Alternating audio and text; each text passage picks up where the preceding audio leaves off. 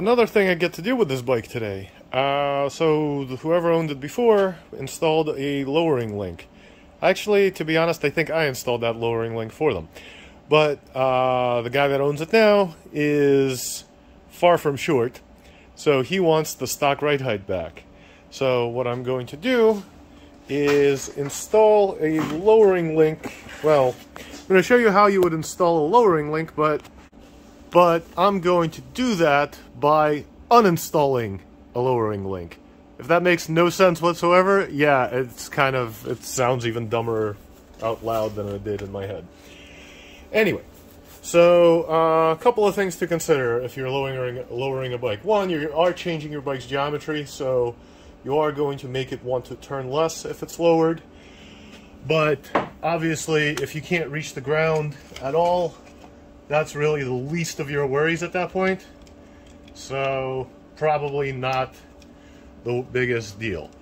The other thing to think about when doing this is the kickstand, because when you lower the bike, if you use a stock length kickstand, the bike will be nearly vertical with the stock length kickstand. So that's why this one is some kind of adjustable aftermarket unit. Not sure what it is. I'm sure somebody can Google. I'm sure somebody like T-Rex or somebody makes one. Anyway, so the kickstand kind of does need to be out of the way to do this. What you need to do is you need to raise the rear of the bike without raising it by the swing arm, because if you raise it by the swing arm, the weight is still on the swing arm. So the way I'm going to do that is I chock the front, and I'm going to use a Widowmaker, scissor jack underneath the belly. Plenty of other ways people have raised bikes over the years. Some people do hang them off ladders by ratchet straps. Some people hang them off the ceiling. This is just a lot easier for me because it's quick, it takes very little effort, and honestly, I don't need a whole lot of lift. I just need to unload this so that I can pop the old dog bones out, put the new dog bones in. I think this one I installed in the back of a truck because that was the easiest way to do that at that point. Anyway, so something to note about lowering links. The holes are backwards. So the longest setting, the longest hole where it is right now, is the lowest the bike is.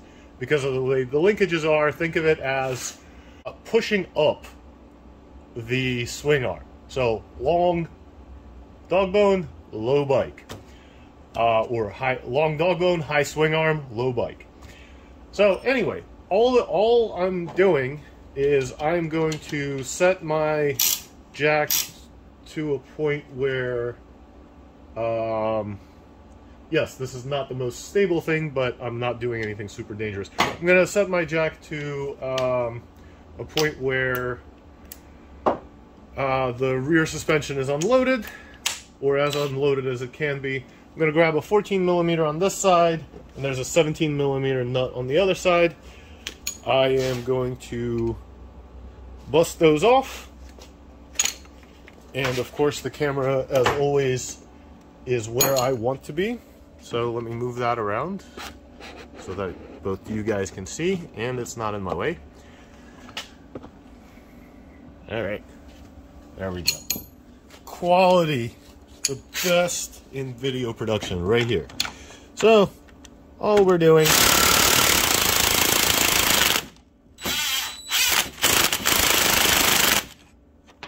is busting this nut off, and then another one just like it up top.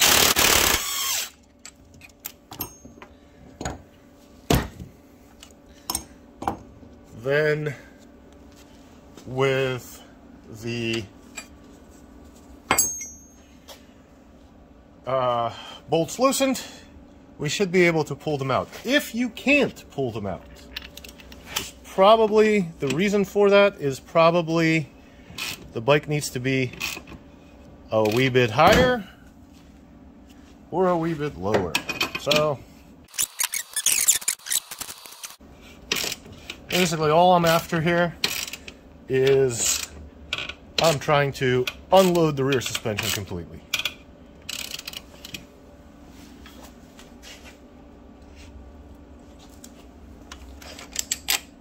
And once you've done that, see how easy the bolt slides out? That's what you're after. So now I get to go and install, well, if you were installing lowering links, you would install lowering links. So you would change the height so that the lowering link is at the right height. Since I'm installing factory links, I'm going to change the height so that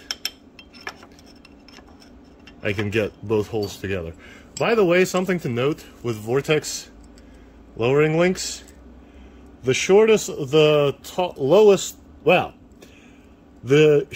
hole, which is the tallest bike, is still about a millimeter off from the factory. You can kind of see the gap there. So a Vortex lowering link at its maximum height is still a hair lower than factory. Anyway, random things that may or may not be worth knowing. Orientation doesn't matter here. They're both the same. So I'm going to put them both on. That way I don't have to chase them around. I'm not going to tighten the nut just yet. I'll torque it down later. I'll also look up the torque spec. But as you can see, way too long.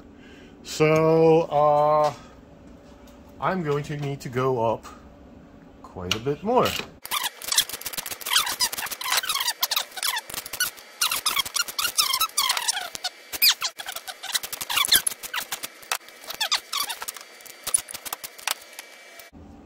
Almost. As you can see, I still can't stab the bolt through, but it's pretty close. Oh, a couple more turns.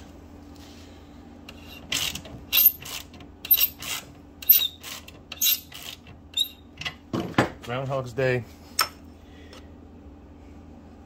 Well, let's see. That looks pretty much... Nope. Looked pretty much spot on, but you really need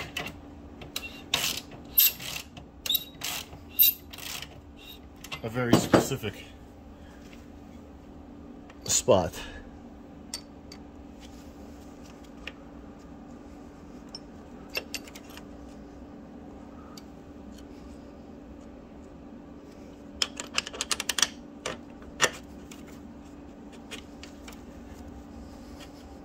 And see, now it was easy to shoot the bolt through.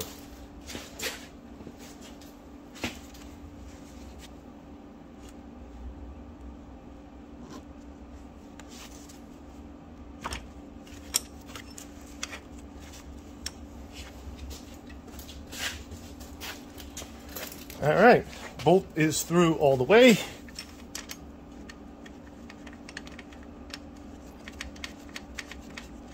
Put the nut back on. We'll torque it down in a second.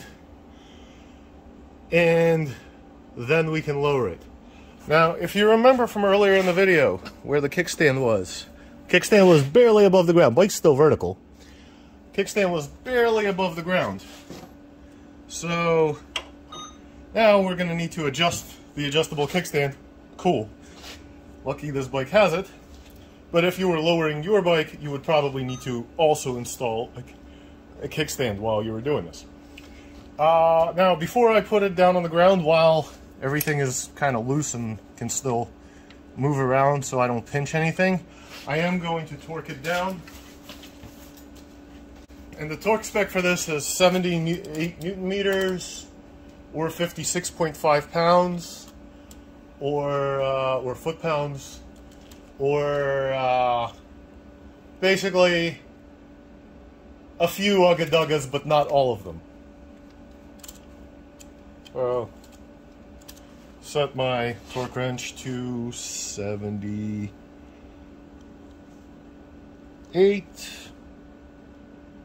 74, That's 78.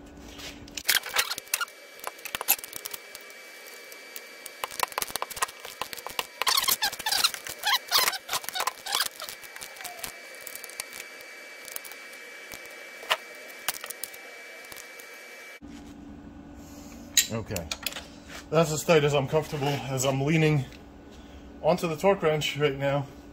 Bike's rocking back and forth, so I'm gonna set the other one up.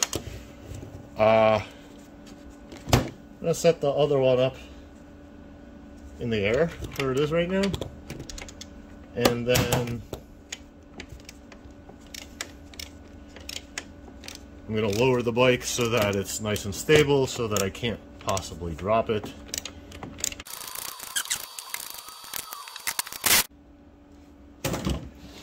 Alright, bike's back on the ground. Now I can really lean into it if I need to.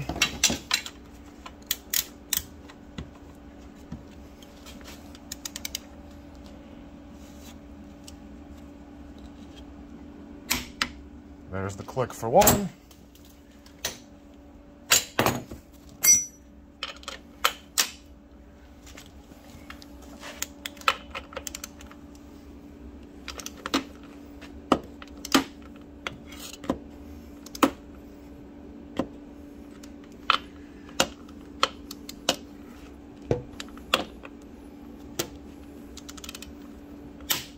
And there's the click for the other. And we are done. Well, except the kickstand, but I have to learn how to do the kickstand right now, so I'm not going to make a video on that. Plus, unless you buy this specific kickstand, it probably won't matter to you. But yeah, so that's installing, or in my case, uninstalling a lowering link on a 2nd gen sv650. 1st gen, exact same process. 3rd gen, probably the exact same process. Other bikes, most likely pretty much the same process if they have dog bones. If they have some other style of suspension linkage, then refer to that bike's instructions somewhere else.